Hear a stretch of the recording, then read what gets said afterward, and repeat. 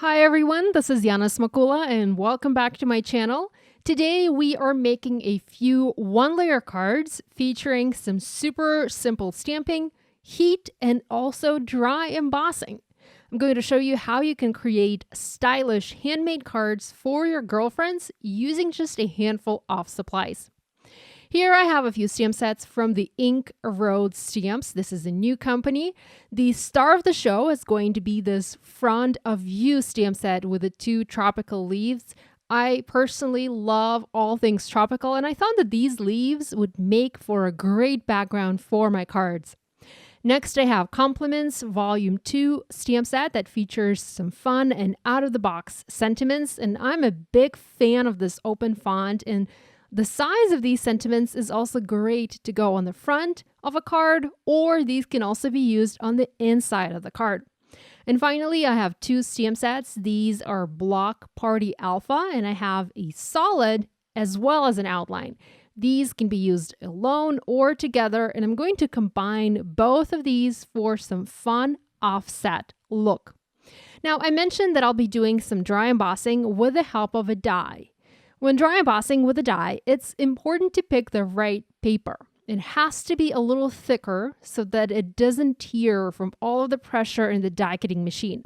Here I have a sheet of Neenah Solar White cardstock. This is 110 pounds, and this embossed nicely. And this is the paper that I'm going to use for my stamping today. Now, this is not something that I usually use for my stamping, as this is thicker, and I prefer to go with the 80-pound cardstock. But here's the result that you will get on the thinner paper if you dry emboss it with a die. You might be fine, but it also might crack in a few places and ruin all of your hard work.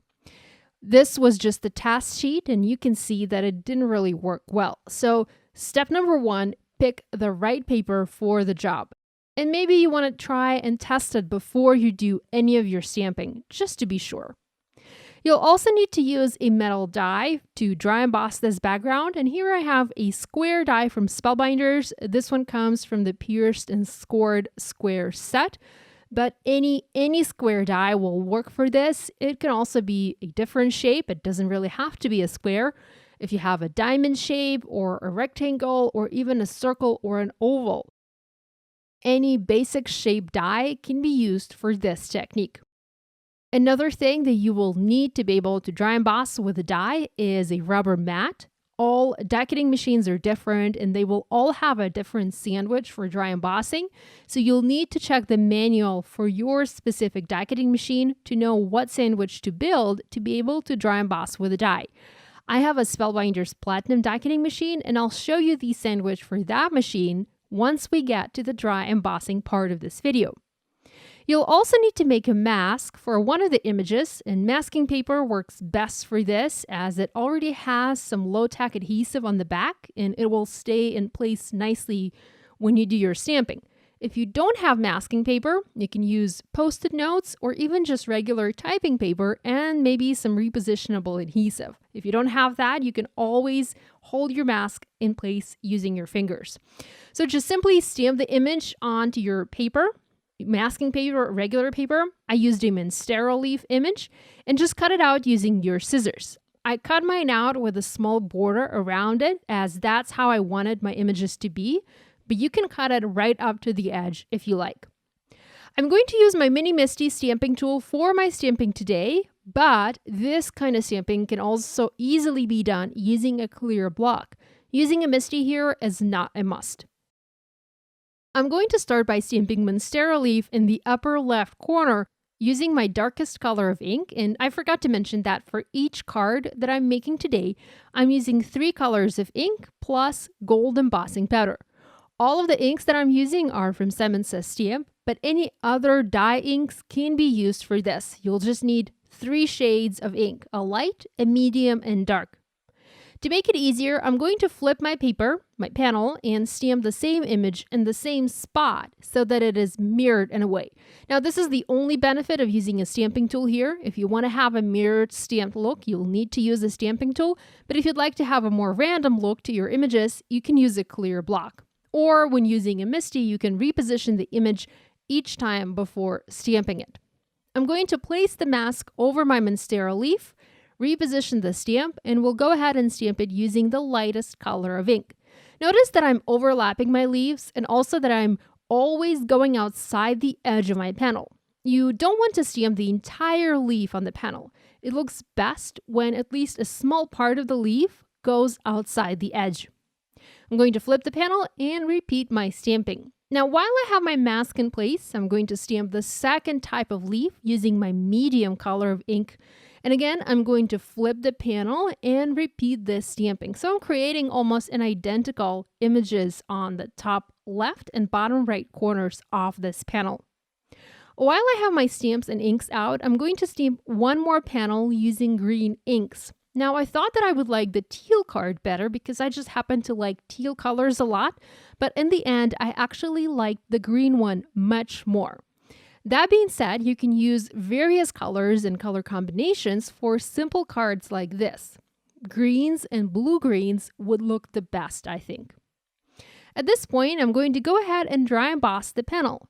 Ideally, it is best to do all of the stamping first and dry emboss your panel as a final step. But I know that I'm not going to add any more stamping that will overlap that dry embossing. So I'm going to go ahead and add that dry embossing to my panel now. And now the reason I'm adding it now is because I need the ink on the paper to be completely dry. As next, I'll be doing some heat embossing with an embossing powder, and I don't want the powder to stick where it doesn't belong.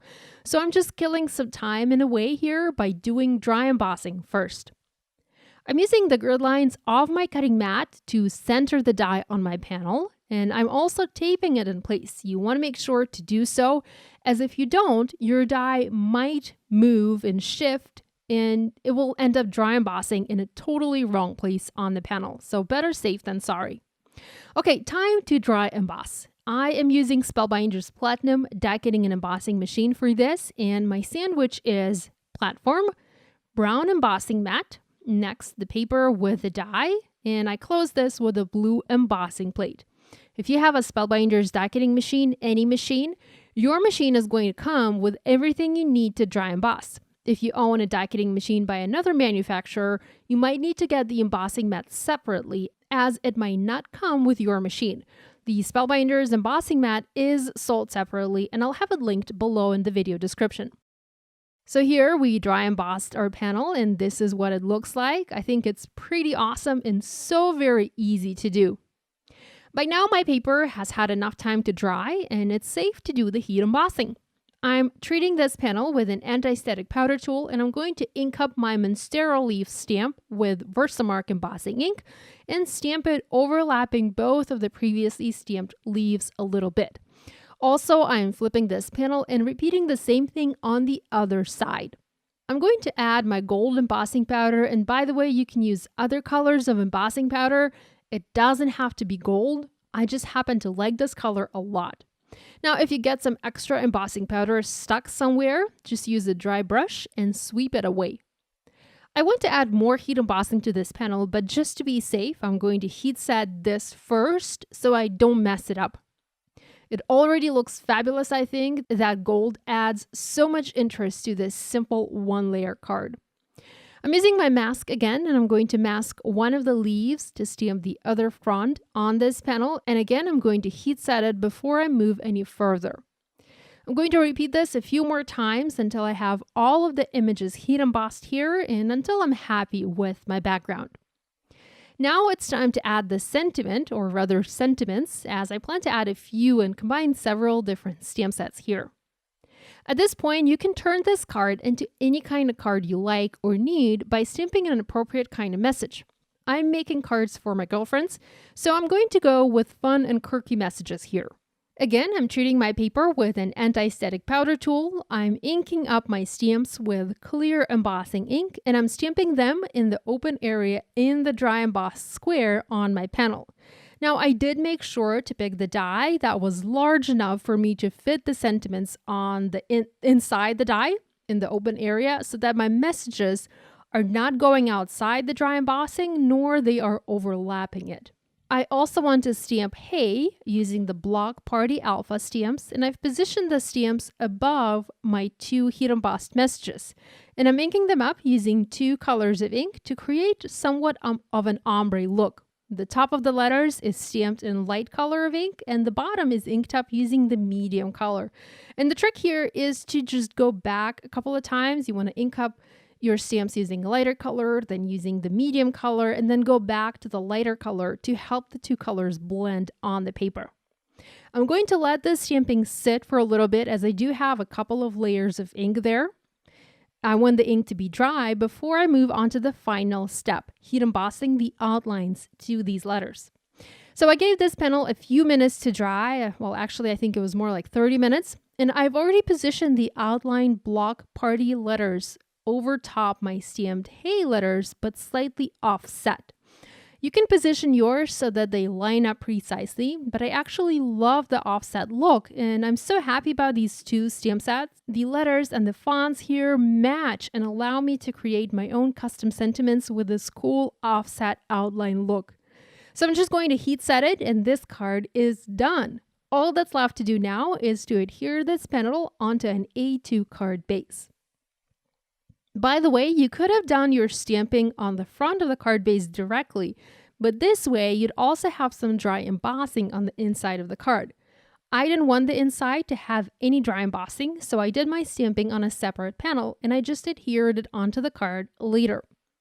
Here's a look at both of my one layer cards. I did like the green one better, and I even stamped an envelope liner for the green card, following the same technique I used to stamp the cards. I just skipped adding the dry embossing here. I hope you enjoyed this card making idea and will give it a try using these or other stamps from your stash. Be sure to visit my blog for a full list of supplies.